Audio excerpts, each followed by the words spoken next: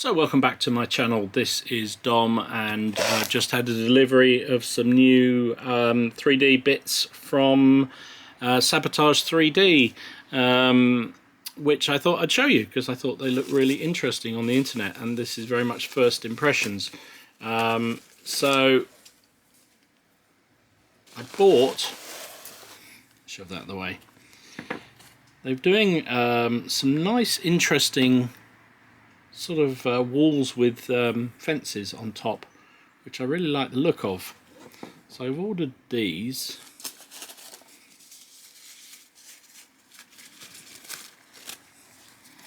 Because basically I'd like to do some more up-to-date... Oops, that's not showing it, is it, Dom? Sorry. So I've got these because I want to do some city games. And I thought these would look quite nice with them. So I ordered a number of sets of these that come also with a kind of a memorial to be in the centre of a village. There we go. Look at this. And I saw this on Lee's channel, Battlefield Bunker. Oops. And I just thought they're actually not bad at all. I thought they looked really nice. I think they'll be quite an effective...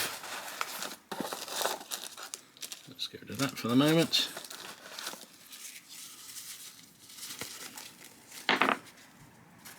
So yeah, oops, get my arm out of the way.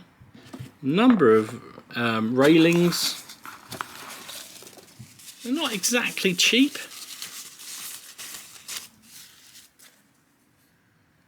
But they're actually really nice quality. Should be another... There it is. There's the other bit. Oh no, that's different entirely.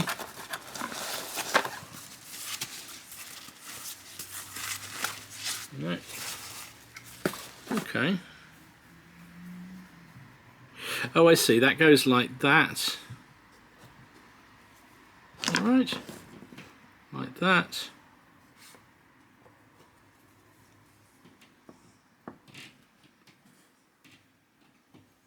Oh, and there's the posts. Okay. So yeah, I think these, I'm going to make them all up and show you what they look like for real, but I thought they're quite cool. They're a nice 3D printed. They're obviously resin 3D printed. I think this will be a nice center point for my Battlefield. And I kind of like the idea of it. I think I'm getting into getting some more terrain. I think it's going to look really cool. There's a gate there,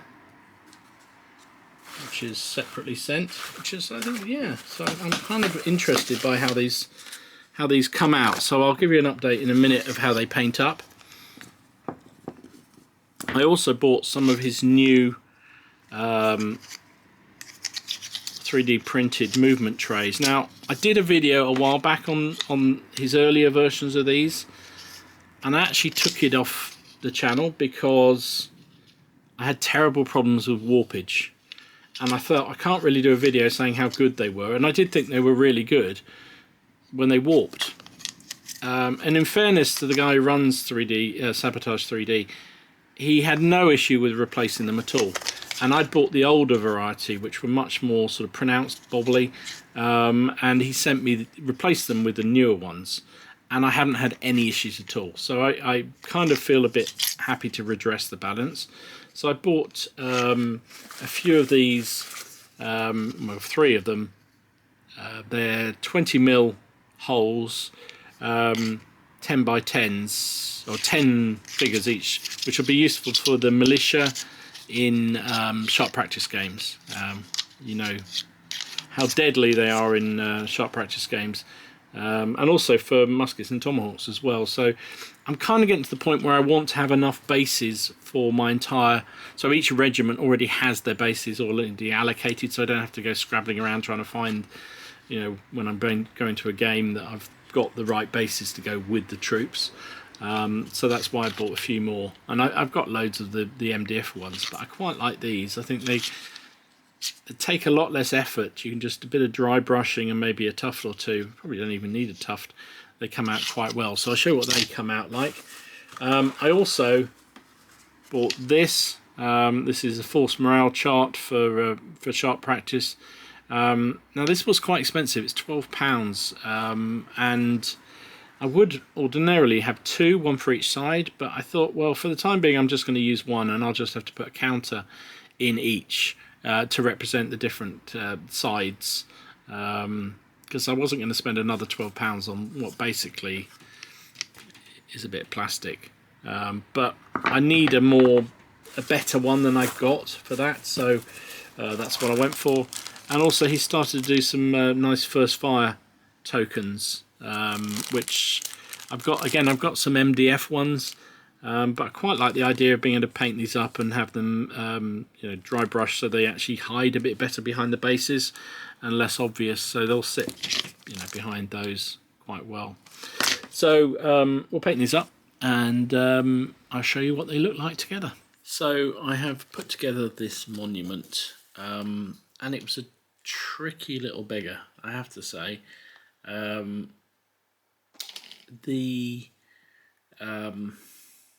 where to start? So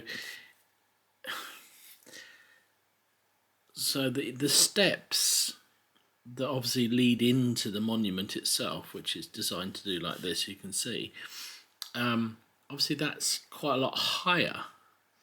So if you open it up, you've got to sort of raise up the middle bit, and just didn't seem to, because otherwise there's a big drop off. So for the same amount you go up, there's the same amount dropping down.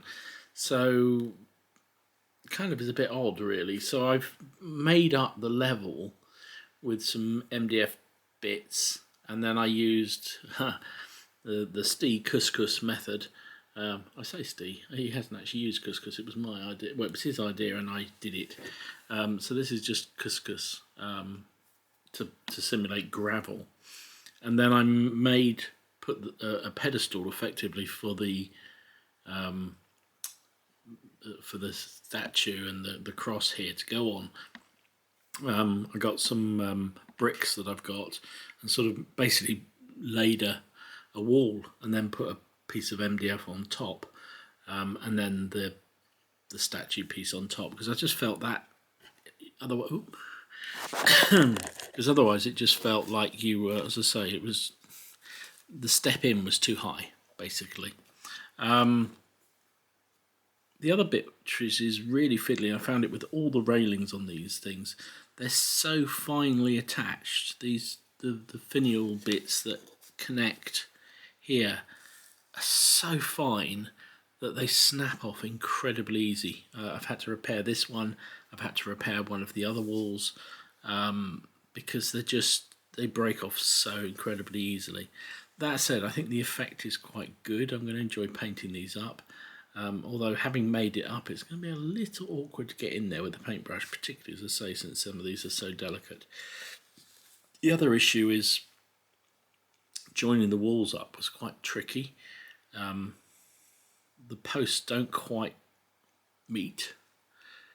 See what I mean? It'll be fine once it's painted and on the table and a bit of dust and what have you on it, but it was really awkward to get in there and join the pieces together, but I think the effect should be quite good. So that's that one done. The other fences, well, other walls here, I've done. These were the two gate posts that you get with them, yeah, like that. Now what I did with the walls was that all the walls and the posts were separate, so I've stuck on one end, so that at least they've got a bit more stability, but also, they should all go together quite well. Again, one of the challenges I had was the snugness of the connection between the post and the wall wasn't great. And also I'm debating whether to put them on some sort of MDF or something, just so that they're permanently, because they're a little bit, they're better now the posts are there, but there's one without the post and they fall over very easily. So I may yet just put some MDF or something plastic card underneath just to give them that little bit more stability, but I think the effect should be pretty good. I'm quite pleased with how they've come out. So next up is going to be painting all of this. The other things that I showed you, they actually come out fine. In fact, this could probably do with another darker shade on top, darker green. Those are the 10-man 3D printed bases, movement trays, sorry. So if I got a figure, I haven't got a figure to hand, but that would pop in there quite nicely. So that's them done, and I've done the first fire markers. I didn't really want them to stand out in a big way, so I've just dry brushed them with greens and browns, just to sort of, that's basically what I did here, was just dry brushed with greens and browns, just to, so that if you look, you can see it says first fire, but on the table it'll just look like a piece of, I don't know, bush or something behind the unit. So that's all that done. So I'll be back when I've painted the walls and also had a go at painting up the monument.